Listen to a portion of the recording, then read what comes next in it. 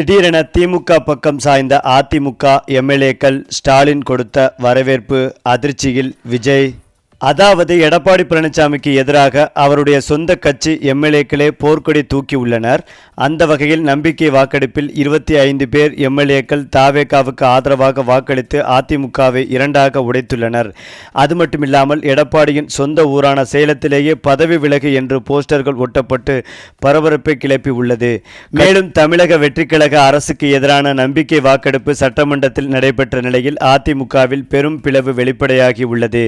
CV. Shanmugam, S P. Velumani தரப்பு எம்எல்ஏக்கள் 25 பேர் நம்பிக்கை வாக்கெடுப்பில் தாவேகாவிற்கு ஆதரவாக வாக்களித்தனர். இதனால் கோபமடைந்த எடப்பாடி பழனிசாமி வாக்களித்த எம்எல்ஏக்களின் கட்சி பதவியை உடனடியாக பறித்தார். எடப்பாடி தரப்பு எம்எல்ஏக்களான தளவாய் சுந்தரம், அக்ரி கிருஷ்ணமூர்த்தி ஆகியோர் சபாநாயகர் ஜே.சி.டி. பிரபாகரை சந்தித்து தாவேகாவிற்கு வாக்களித்த 25 அதிமுக எம்எல்ஏக்களை கட்சி தாவல் தடை சட்டத்தின் கீழ் தகுதி நீக்கம் செய்யக்கோரி மனு அளித்தனர்.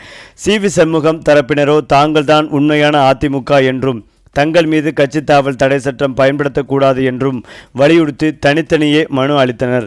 இதனிடையே எடப்பாடி தரப்பினர் ஆளுநர் மாளிகையிலும் புகார் மனு அளித்தனர். சண்முகம் தரப்பு எம்எல்ஏக்கள் கட்சி கொறடா உத்தரவை மீறி நடந்துள்ளதாக குற்றம் சாட்டப்பட்டுள்ளது. இந்த நிலையில் அதிமுக பிளவு இனி எந்த திசையில் செல்லும், சபாநாயகர் என்ன முடிவு எடுப்பார் என்ற கேள்வி தமிழக அரசியலில் பெரும் எதிர்பார்ப்பாகவே உள்ளது. இப்படிப்பட்ட நெருக்கடியான சூழ்நிலையில்தான் எடப்பாடியின் சொந்த ஊரான சேலத்திலேயே அவருக்கு எதிராக போஸ்டர்கள் ஒட்டப்பட்டுள்ளன. கொண்டலாம்பட்டி பகுதி ஜெபப்பேரவை முன்னாள் செயலாளர் ஜினோத்குமார் சம்பத் பெயரில் வெளியிடப்பட்ட அந்த போஸ்டரில் புரட்சித் தலைவரால் ஆரம்பிக்கப்பட்டு அம்மாவால் வளர்க்கப்பட்ட இயக்கத்தை அடகு வைக்க துணிந்த பொதுச் செயலாளரே பதவி விலகு என்று நேரடியாக கோரிக்கைகள் வைக்கப்பட்டுள்ளது. அதுவும் எடப்பாடி செல்லும் பாதையிலேயே பல இடங்களில் இந்த போஸ்டர்கள் ஒட்டப்பட்டிருந்தன. இதனை கண்ட அவருடைய ஆதரவாளர்கள் உடனடியாக அந்த போஸ்டர்களை கிழித்தெறிந்தும் வருகிறார்கள். சபாநாயகர் கட்சி தாவல் தடை சட்டத்தின் கீழ் யாருக்கு எதிராக நடவடிக்கை எடுக்கிறார் என்பதுதான் அதிமுகவின் எதிர்காலத்தை தீர்மானிக்கும். 25 எம்எல்ஏக்கள் தகுதி நீக்கம் ஆனால் எடப்பாடி பலமடைவார். மாறாக சண்முகம் தரப்பு சட்ட ரீதியாக உண்மையான அதிமுக என்று அங்கீகரிக்கப்பட்டால் கட்சியின் கொடி சின்னம் அனைத்தும் பறிபோகும் ஆபத்து எடப்பாடிக்கு நேரும். ஆளுநர் எந்த தரப்பு மனுவை ஏற்கினார் என்பது முக்கியமான திருப்பு முனையாகும். நீதிமன்றங்களும் களத்தில் இறங்கும் வாய்ப்புகள் அதிகம். இருந்தாலும் இந்த பிளவு நீண்ட காலத்தில் இருதரப்புக்கும் நஷ்டம்தான் என்கிறார்கள். ஒன்றுபட்ட அதிமுகவுக்கே திமுகவை எதிர்க்கும் பலம் இருந்தது. உடைந்த நிலையில் இரு குழுக்களும் அரசியல் சக்தியை இழக்கும். இதன் மிகப்பெரிய பயனாளி திமுக மட்டுமே ஆவார்கள் என்பதில் சந்தேகமில்லை. அது மட்டுமில்லாமல் அதிமுகவிற்கு மொத்தமுள்ள 47 எம்எல்ஏக்களில் எடப்பாடி பழனிசாமி தலைமையில் ஒரு குழுவினரும் எஸ்.பி. வேலுமணி தலைமையில் மற்றொரு குழுவினருமாக பிடிந்து நிற்கின்றனர். இந்த நிலையில் கட்சி தாவல் தடை சட்டத்தின்படி 25 எம்எல்ஏக்களை பதவி நீக்கம் செய்ய வேண்டும் எடப்பாடி பழனிசாமி கோரிக்கை வைத்துள்ளார். இன்று ஆளுநரை நேரில் சந்தித்து முறையிட எடப்பாடி பழனிசாமி திட்டமிட்டுள்ளதாக தகவல் வெளியாகி உள்ளது. சட்டமன்ற தேர்தலில் ஏற்பட்ட தோல்விக்கு பின்பு அதிமுக 2 அணிகளாக உடைந்திருக்கிறது. தாவேகாவிற்கு ஆதரவு தெரிவிக்கும் விவகாரத்தில் அதிமுக பொதுச் செயலாளர் எடப்பாடி பழனிசாமி தலைமையில் ஒரு அணியும் முன்னாள் அமைச்சர் எஸ்.பி. வேலுமணி தலைமையில் ஒரு அணியுமாக செயல்பட்டு வருகிறார்கள். சட்டமன்றத்தில் கடந்த மே 13ஆம் தேதி நடந்த நம்பிக்கை வாக்கெடுப்பில் அதிமுக எதிர்த்து வாக்களிக்கும் என எடப்பாடி பழனிசாமி அறிவித்தார். ஆனால் எஸ்.பி. வேலுமணி, சி.வி. சண்முகம், விஜயபாஸ்கர், வீரமணி உள்ளிட்ட 25 எம்எல்ஏக்கள் தாவேகா அரசுக்கு ஆதரவாக வாக்களித்தனர்.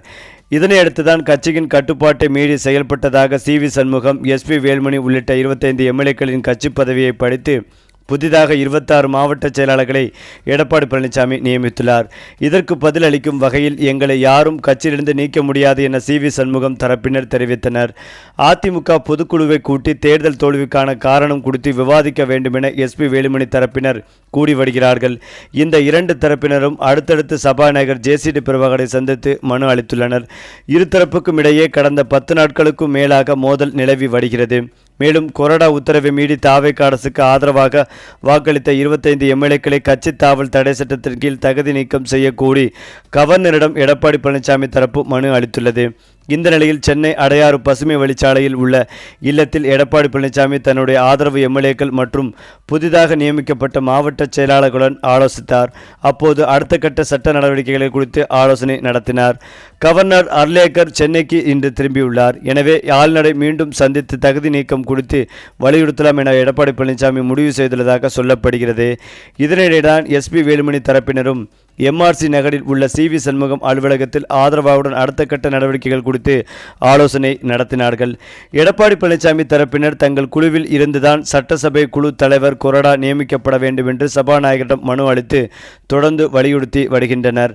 அதேபோல சி.வி. சண்முகம் தரப்பினர் தங்கள் குழுவினருக்குத்தான் அந்த பதவிகளை வழங்க வேண்டும் என்று மனு அளித்தனர்.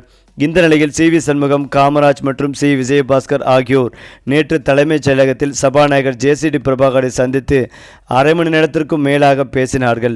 இந்த பேச்சுவார்த்தை குறித்து சபாநாயகர் கூறும்போது, 2 தரப்பிலும் இருந்து என்னிடம் மனுக்கள் அளிக்கப்பட்டுள்ளன.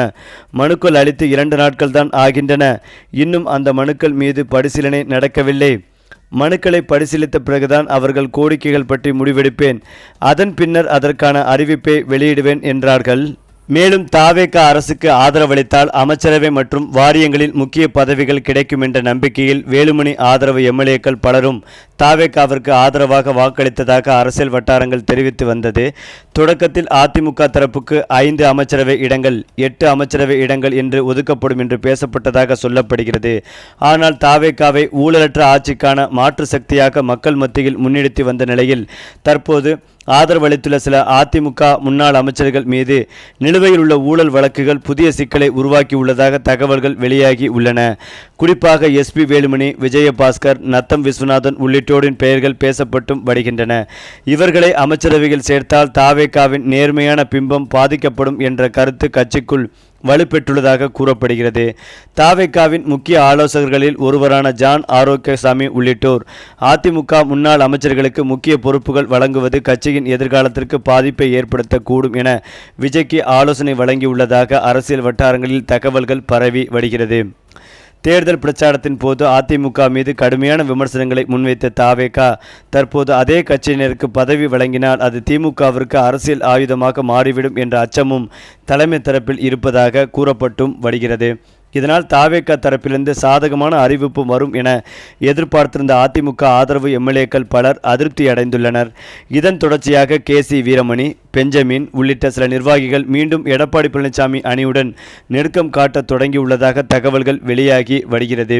இதற்கிடையில் அமைச்சரவையில் வாய்ப்பு நிச்சயம் கிடைக்கும், பொறுமையாக இருங்கள் என்று எஸ்பி வேலுமணி மற்றும் சி.வி. சண்முகம் தங்களுடைய ஆதரவு எம்எல்ஏக்களை சமாதானப்படுத்தி வருவதாகவும் கூறப்படுகிறது. இருந்தாலும் இன்னும் சில நாட்களில் பதவி விவகாரத்தில் தெளிவான முடிவு எடுக்கப்படாவிட்டால் பலரும் மீண்டும் எடப்பாடி பழனிசாமிக்கு அணிக்கு திரும்பக்கூடும் என்ற பேச்சு அதிமுக வட்டாரங்களில் அதிகரித்து வந்தது. இந்த நிலையில்தான் இந்த அதிருப்தியில் உள்ள அதிமுக எம்எல்ஏக்கள் மீண்டும் அதிமுகவில் சேர்ந்தால் எடப்பாடி ஒத்துழைக்க மாட்டார், இதனால் அதிமுகவும் வேண்டாம் தாவேகாவும் வேண்டாம் என்ற முடிவெடுத்து விரைவில் ஸ்டாலின் அவர்களை நேரில் சந்தித்து அதிமுக எம்எல்ஏக்கள் திமுகவில் இணைய முடிவெடுத்துள்ளதாகவும் ஸ்டாலின் அவர்களுக்கு மிக உயர்ந்த பதவி கொடுக்க உள்ளதாகவும் தற்போது தகவல்கள் வெளிவந்து தாவேகா தலைமையான விஜய் அவர்களையே அதிர்ச்சி அடைய வைத்து வருகிறது. சரி, இப்போ நீங்கள் சொல்லுங்கள், திமுக பக்கம் சாய்ந்த அதிமுக எம்எல்ஏக்கள் பற்றிய உங்களுடைய கருத்துக்களையும் உங்கள் கமெண்ட்டில் சொல்லுங்கள். மேலும் இந்த வீடியோ உங்களுக்கு பிடித்திருந்தால் லைக் பண்ணுங்கள், ஷேர் பண்ணுங்கள், மறக்காமல் நம்முடைய சேனலை சப்ஸ்கிரைப் பண்ணிக்கங்க.